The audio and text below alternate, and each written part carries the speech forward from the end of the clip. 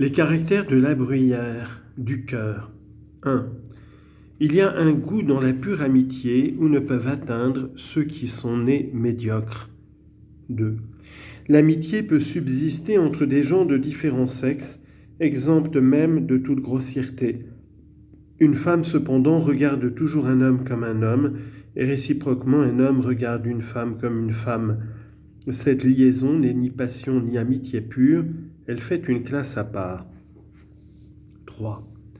L'amour naît brusquement, sans autre réflexion, par tempérament ou par faiblesse. Un trait de beauté nous fixe, nous détermine.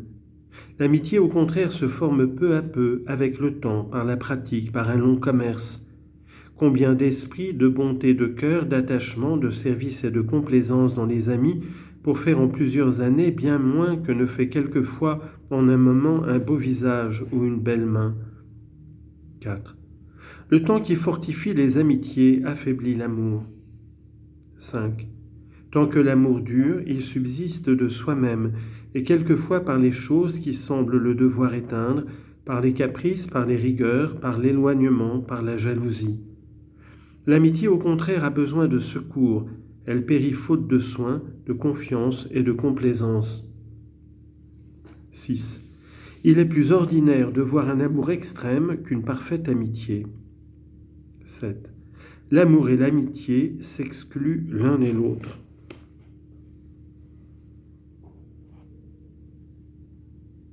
8. Celui qui a eu l'expérience d'un grand amour néglige l'amitié, mais celui qui est épuisé sur l'amitié n'a encore rien fait pour l'amour. 9. L'amour commence par l'amour et l'on ne saurait passer de la plus forte amitié qu'à un amour faible. 10. Rien ne ressemble mieux à une vive amitié que ces liaisons que l'intérêt de notre amour nous fait cultiver. 11. L'on n'aime bien qu'une seule fois, c'est la première. Les amours qui suivent sont moins involontaires.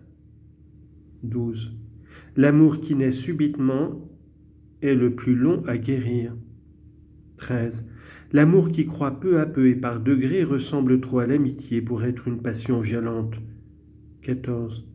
Celui qui aime assez pour vouloir aimer 1 million de fois plus qu'il ne fait, ne cède en amour qu'à celui qui aime plus qu'il ne voudrait.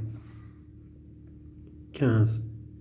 Si j'accorde que dans la violence d'une grande passion, on peut aimer quelqu'un plus que soi-même, à qui ferais-je plus de plaisir, ou à ceux qui aiment, ou à ceux qui sont aimés ? 16. Les hommes souvent veulent aimer et ne sauraient y réussir. Ils cherchent leur défaite sans pouvoir la rencontrer, et si j'ose ainsi parler, ils sont contraints de demeurer libres. 17. Ceux qui s'aiment d'abord avec la plus violente passion contribuent bientôt chacun de leur part à s'aimer moins et ensuite à ne s'aimer plus. Qui d'un homme ou d'une femme met davantage du sien dans cette rupture, il n'est pas aisé de le décider. Les femmes accusent les hommes d'être volages et les hommes disent qu'elles sont légères. 18. Quelque délicat que l'on soit en amour, on pardonne plus de fautes que dans l'amitié. 19. C'est une vengeance douce à celui qui aime beaucoup de faire partout son procédé d'une personne ingrate une très ingrate. 20. Il est triste d'aimer sans une grande fortune et qui nous donne les moyens de combler ce que l'on aime et de le rendre si heureux qu'il n'ait plus de souhait à faire. 21. Si se trouve une femme pour qui l'on ait eu une grande passion et qui ait été indifférente, quelque important service qu'elle nous rende dans la suite de notre vie, l'on court un grand risque d'être ingrat. 22.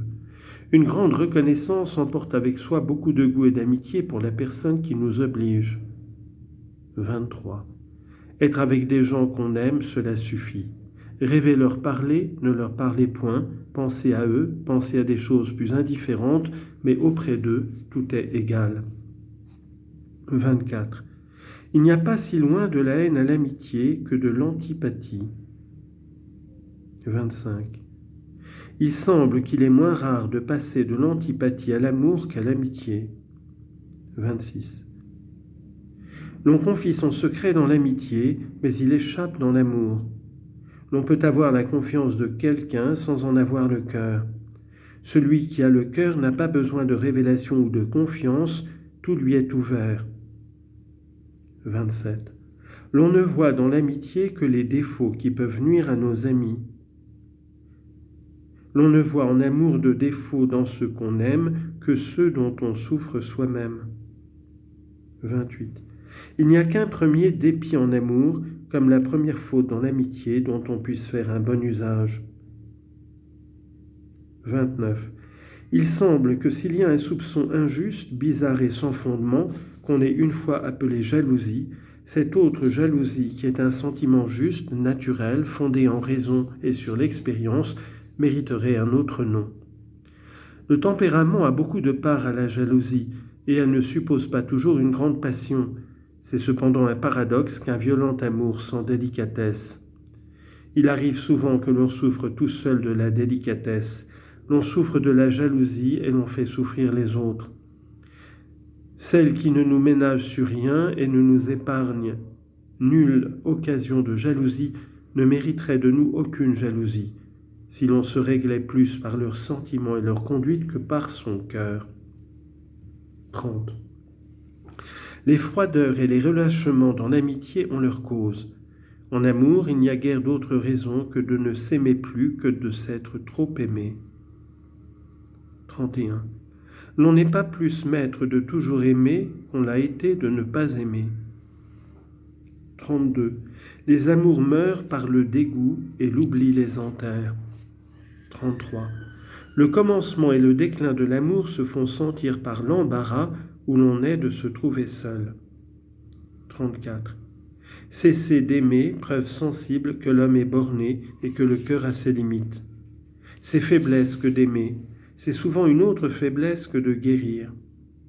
On guérit comme on se console, on n'a pas dans le cœur de quoi toujours pleurer et toujours aimer. 35. Il devrait y avoir dans le cœur des sources inépuisables de douleur pour de certaines pertes. Ce n'est guère par vertu ou par force d'esprit que l'on sort d'une grande affliction.